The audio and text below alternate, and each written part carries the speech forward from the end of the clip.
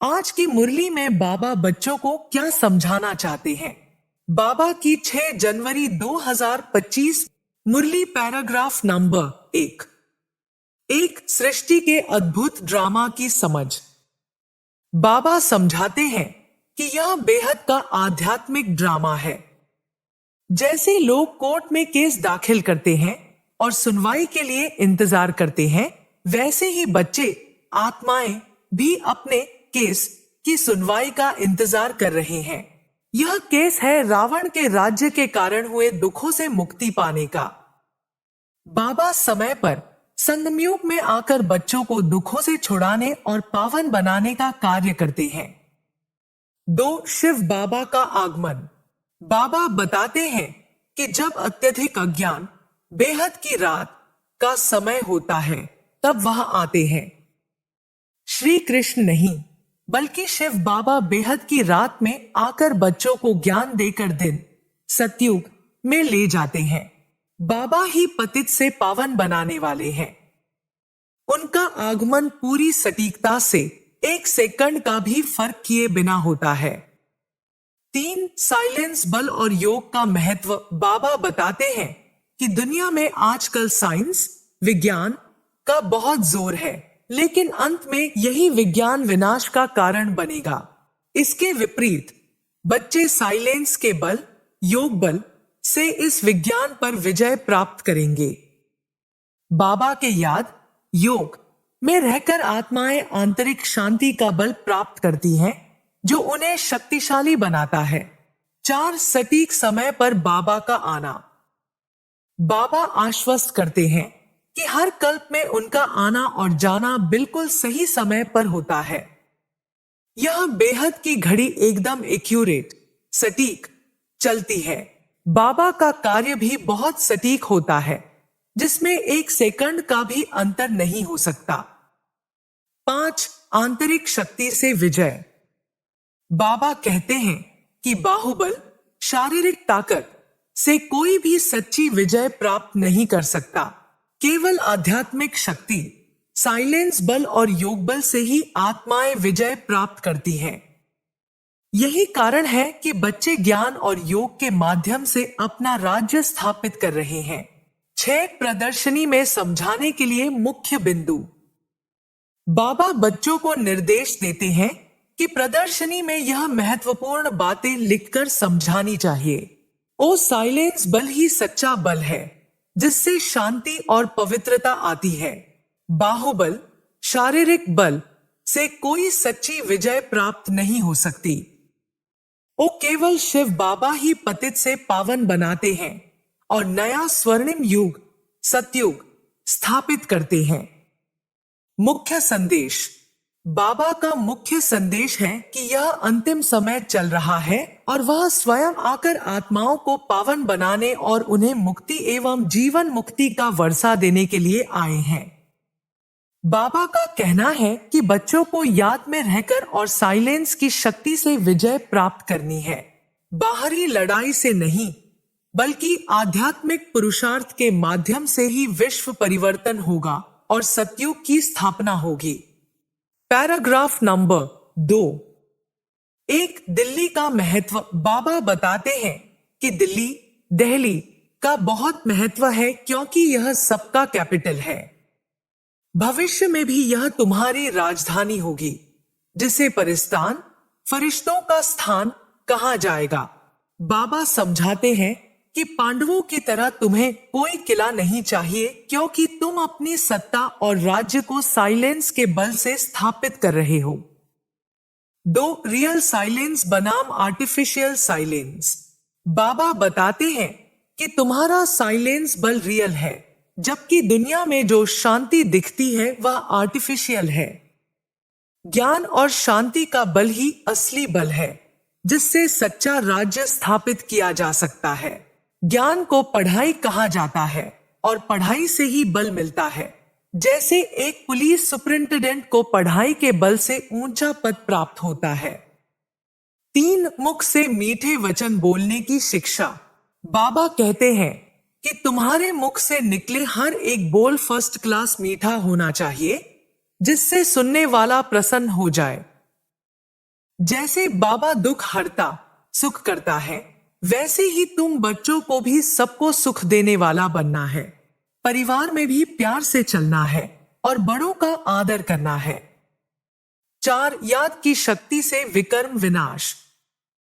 बाबा कहते हैं कि मनमना भव यानी मुझे याद करो, क्योंकि याद से ही विकर्म विनाश होंगे।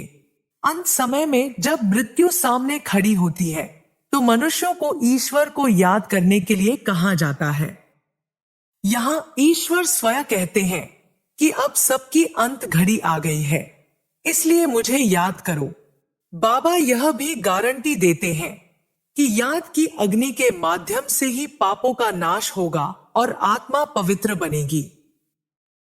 5 आत्मा को 24 कैरेट सोना बनाने का उपाय।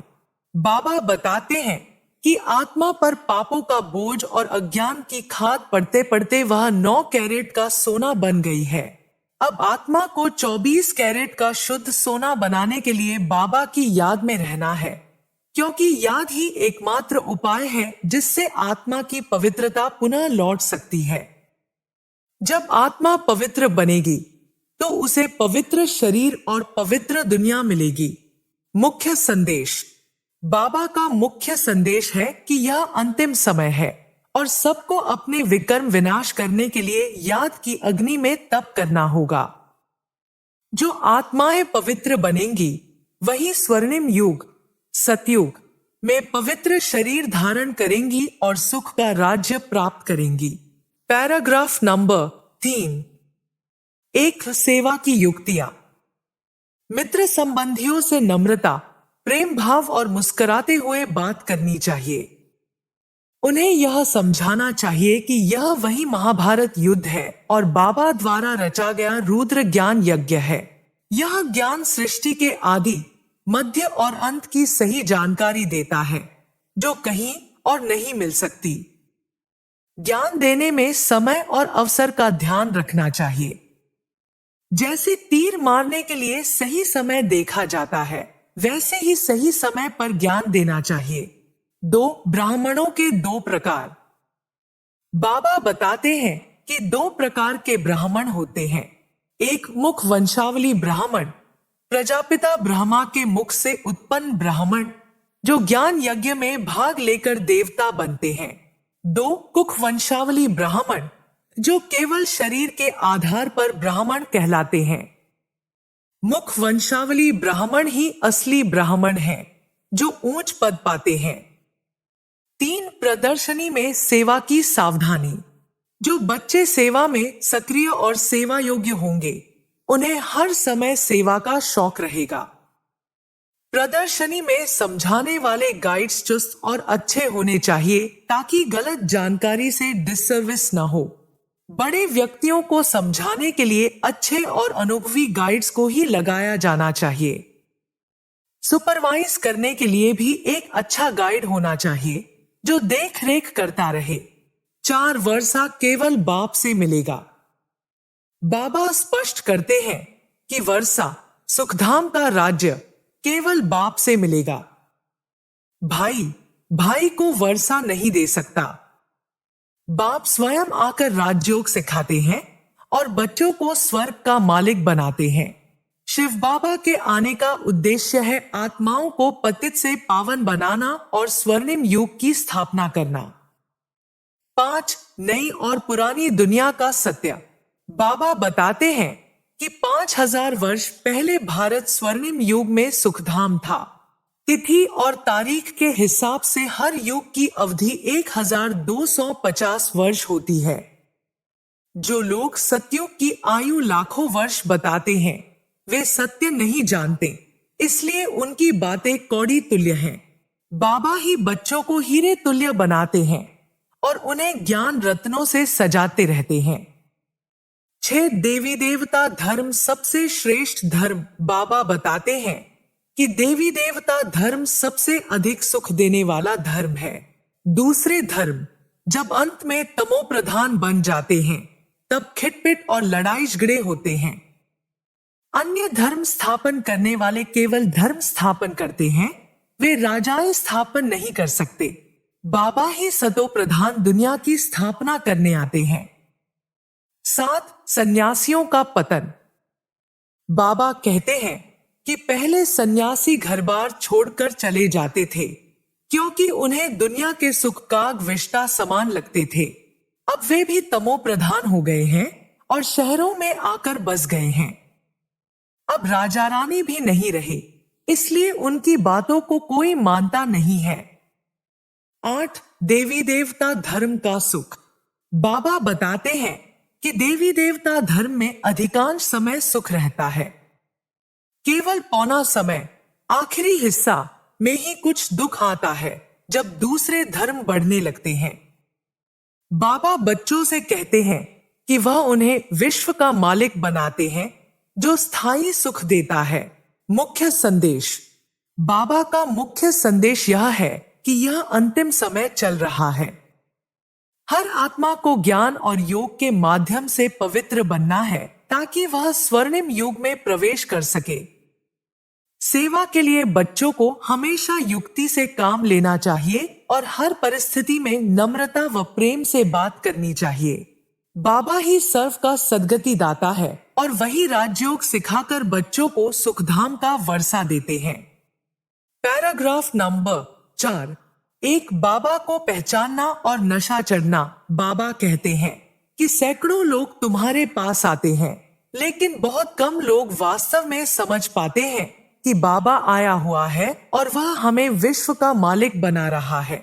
यदि कोई यह बात सचमुच समझ ले तो उसे नशा चढ़ जाना चाहिए। वह खुशी से भर जाएगा और बाबा से मिलने के लिए तुरंत तैयार हो जाएगा। बाबा को पहचानने पर आत्मा को एक ऐसी मस्ती चढ़ती है जो उसे हर परिस्थिति में खुशी और संतोष का अनुभव कराती है। 2 मित्र संबंधियों में बुद्धि नहीं भटकनी चाहिए। बाबा समझाते हैं कि जिन बच्चों को बाबा का नशा चढ़ा होगा उनकी बुद्धि मित्र संबंधियों में नहीं भटकेगी। वे गृहस्थ जीवन में रहते हुए भी कमल फूल के समान पवित्र रहेंगे और हर स्थिति में बाप की याद में रहेंगे।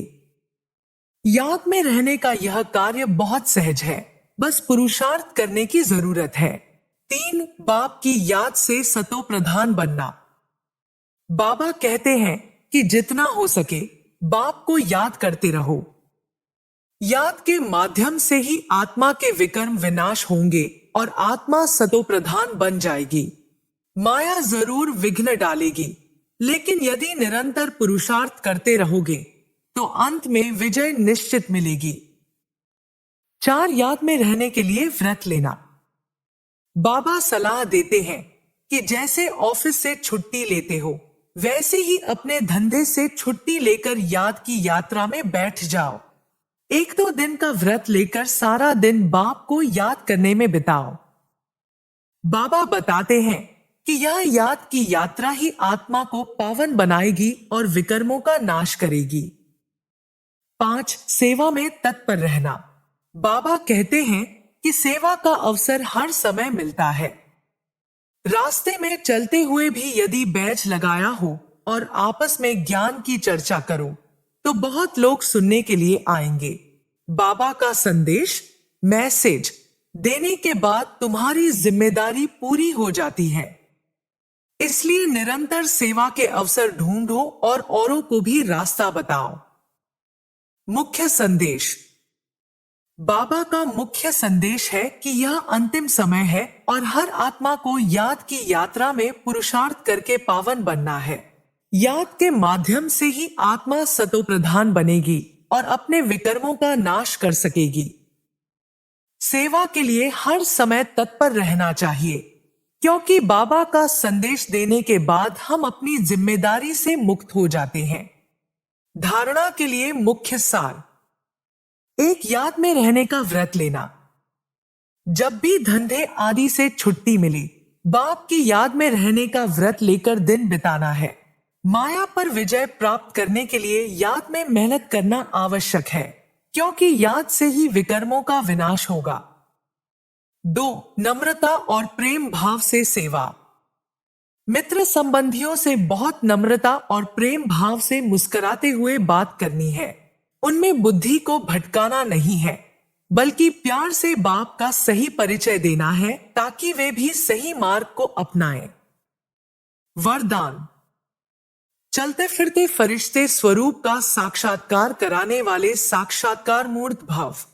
बाबा कहते हैं कि जैसे प्रारंभ में चलते फिरते ब्रह्मा बाबा को देखकर बच्चे श्री कृष्ण का साक्षात्कार करते थे और इस साक्षात्कार ने उन्हें हर चीज से विमुख कर दिया था, वैसे ही अब भी तुम्हारे फरिश्ते स्वरूप का साक्षात्कार कराना है। जब आत्माएं साक्षात्कार के माध्यम से प्राप्ति का अनुभव करेंगी तो वे पुरुषार्थ किए बिना रह नहीं सकेंगी। इसलिए सिर्फ भाषण देने वाले नहीं, बल्कि भासना, वाइब्रेशन देने वाले बनो। जब लोग तुम्हारे फरिश्ते स्वरूप को महसूस करेंगे तब वे समझेंगे कि यह अल्लाह के लोग हैं। साक्षात्कार ही ऐसी सेवा है जिससे आत्माएं प्रेरित होकर स्वयं पावन बनने के लिए तत्पर हो जाती हैं। स्लोगन। सदा रूहानी मौज का अनुभव करते रहो तो कभी भी मूंझेंगे नहीं। बाबा का संदेश है कि यदि बच्चे हर परिस्थिति में रूहानी आनंद, आध्यात्मिक खुशी में रहते हैं तो वे कभी भी उलझन में नहीं पड़ेंगे। यह रूहानी मौज बाप की याद और आत्मिक स्थिति से प्राप्त होती है, जो मन को हल्का और प्रसन्नचित्त बनाए रखती है। जो आत्मा रूहानी खुशी में रहती है वह हर परिस्थिति का सामना सहजता से कर लेती है। संदेश। अपनी शक्तिशाली मनसा द्वारा सकाश देने की सेवा करो। बाबा कहते हैं कि हर ब्राह्मण बच्चे में साइलेंस की शक्ति है, जिसे जागृत करने और उसका प्रयोग करने की आवश्यकता है। यह शक्ति तभी प्रत्यक्ष होगी जब बच्चे अपने शुभ संकल्पों और शुभ भावनाओं को अन्य आत्माओं तक पहुंचाए। कैसे करें यह सेवा? अपनी मनसा, विचार शक्ति को शक्तिशाली बनाकर एकाग्र होकर शुभ संकल्प करो। मन के संकल्पों को 1 सेकंड में एकत्रित कर लो, जिससे वायुमंडल में सकारात्मक ऊर्जा, सकाश का संचार हो। शुभ संकल्पों के प्रकंपन से वातावरण स्वतः शुद्ध और शक्तिशाली बनेगा। इस सेवा के लिए शब्दों की आवश्यकता नहीं, केवल मौन और शुभ भावनाओं से ही सेवा होगी। मुख्य संदेश। अपने शुभ संकल्पों और साइलेंस की शक्ति से आत्माओं को शक्ति देने का पुरुषार्थ करो। यही गुप्त सेवा है जो वातावरण को शुद्ध बनाएगी और आत्माओं को सद्गति की ओर प्रेरित करेगी। आज की मुरली में बाबा बच्चों को क्या समझाना चाहते हैं? बाबा